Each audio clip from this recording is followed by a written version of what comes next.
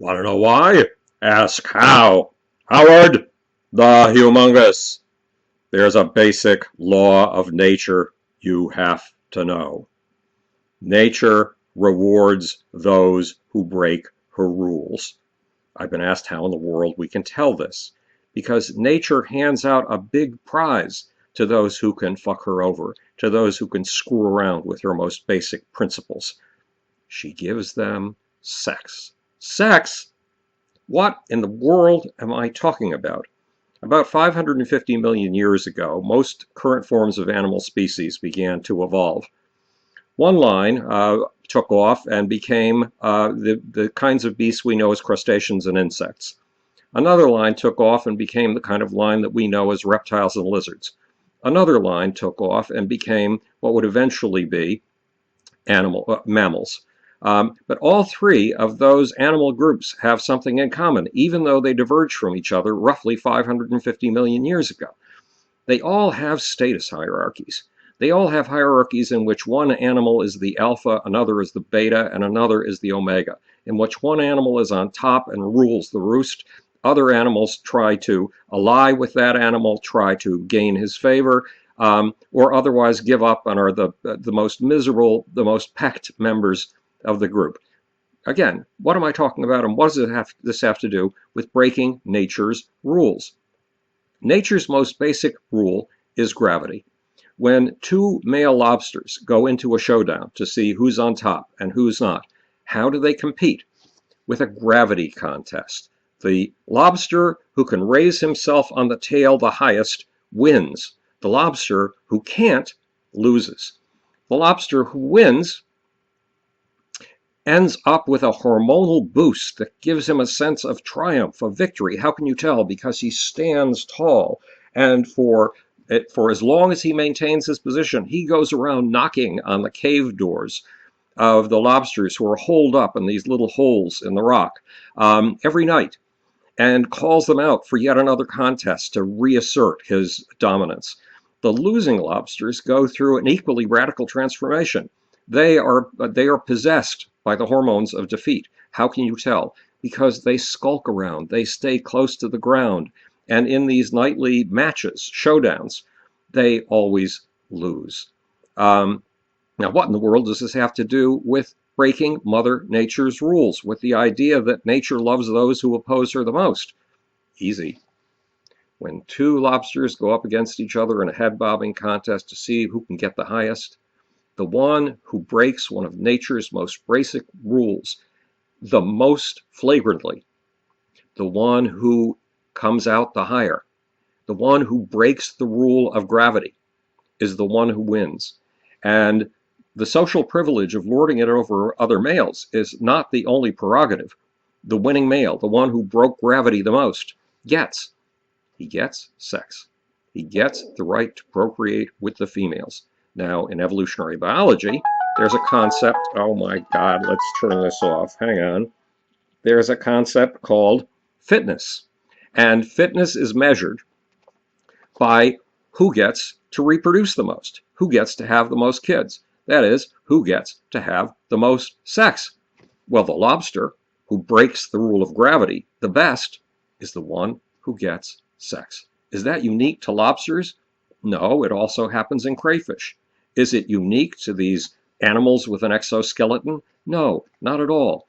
When two lizards go up against each other to see who's on top of the heap and who is not, they also do a head-bobbing contest. And the one who shatters the rule of gravity the most effectively wins. He turns a bright green. His internal hormones, again, give him the hormones of triumph. He goes up to the highest spot in sight, often a stick sticking out of the top of a mound, and stands on it, crawls up to its very top, like the lion in The Lion King, the opening of The Lion King. He's the master of all he surveys.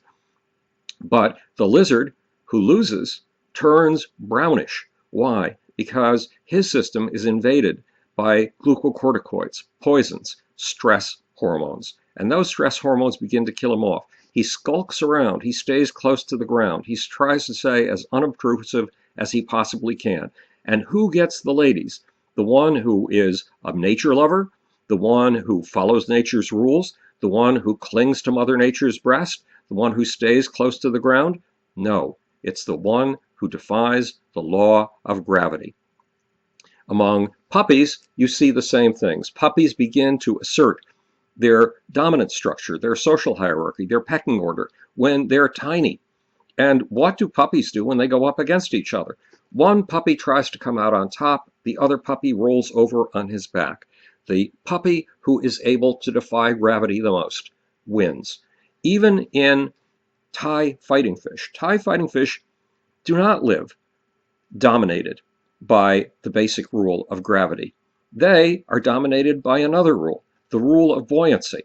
You can see that because when a Thai fighting fish dies, it floats to the surface. It rolls over on its back.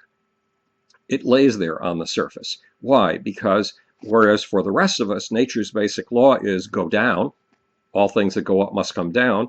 In the sea, the basic law for many fish is go up. So how in the world does a Thai fighting fish get sex?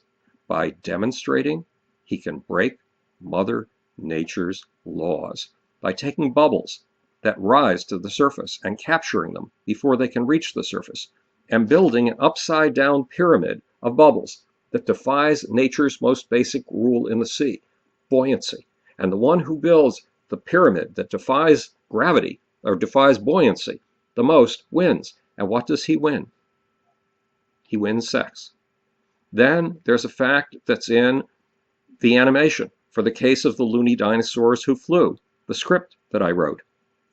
Birds, or dinosaurs, seemed a strange bunch of dinosaurs over 100 million years ago, seemed to be doing something very peculiar. They insisted on breaking Mother Nature's most basic rule, gravity. They insisted on doing something even worse. They insisted on taking to a landscape in which nothing existed at all but air. They insisted on taking to the sky. Well, many dinosaurs were nature lovers. Many dinosaurs hugged the earth. Many dinosaurs realized that the bosom of earth holds all that is green and good. And they avoided taking to the air at all costs.